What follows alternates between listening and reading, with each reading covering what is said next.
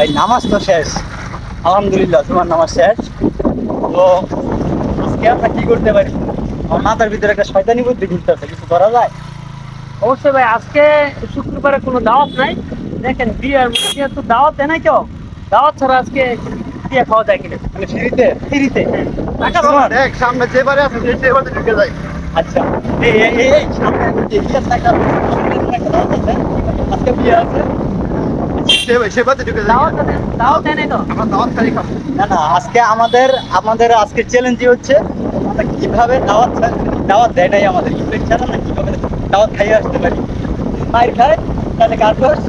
তো আপনার দাওয়াত দিতে আমরা আসছি, ঠিক আছে? তা আমরা দেখবার না না, বিপদে পড়ে গেলে ছেলের পক্ষ ধরলে মেয়ের পক্ষ, মেয়ের পক্ষ ধরলে ছেলের পক্ষ, আর যদি উভয় সমস্যা হয়ে যায় হ্যাঁ, তাহলে আমরা কর্তৃপক্ষ।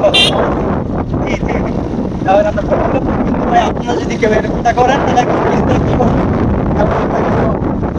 মায়ের খাওয়ার কোনো আশঙ্কা থাকলে এই যে ড্রাইভার আমরা যাচ্ছি, আমরা এখানে ভিডিওটা এই জায়গায় পজ করবো। আমরা বিয়ে বাড়িতে যাই, তারপর দেখি আমরা বিয়ে বাড়ি হোক, মুসলমানি হোক, যেটাই হোক, আমরা যে কোনো দাওয়াতে ঢুকে যেতে পারি।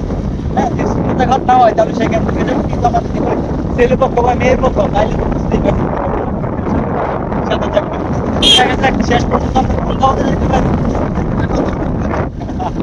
আচ্ছা, ঠিক আছে, আমরা আসছি, দাওয়াত শুরু করে দিয়েছি, দেখা যাক শেষ পর্যন্ত কি হয়। তবে এর আগে দুই একটা ঝামেলা গেছে। সামলা ভাই, আপনি একটু বলে দেন কি অবস্থায়? সবাই দোয়া করবেন যেমন আমরা কোনো ঝামেলা না পড়ি। বিনা দাওয়াতে এসেছ তোরা? বিনা দাওয়াতে এসেছ তোরা? দাঁড়িয়ে গেছেন, ঠিক আছে না? বিনা দাওয়াতে